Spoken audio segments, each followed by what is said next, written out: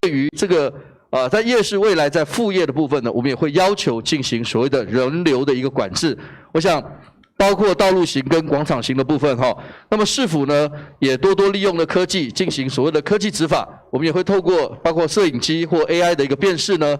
特别针对夜市的部分这部分人群是否聚集，是否有戴口罩或有边走边吃这样的情况来做一个人流管制的一个管理。那么对于这整个业者这边呢，他们的健康自主管理的部分。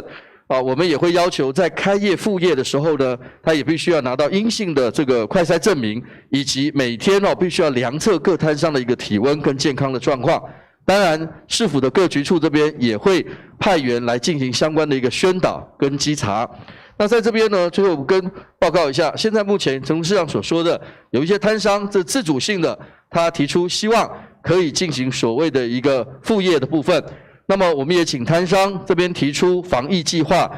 透过这样的一个防疫计划，市府在做联合的审查，并要求如果未来没有依照这样的一个防疫计划进行的话，违反规定3次的话，我们将予以停业1周这样的一个规范来做处分。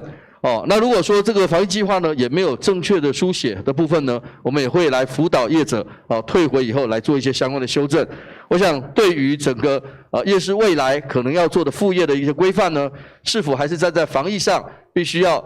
把这个防疫的部分呢，努力的让所有的市民都达到安全。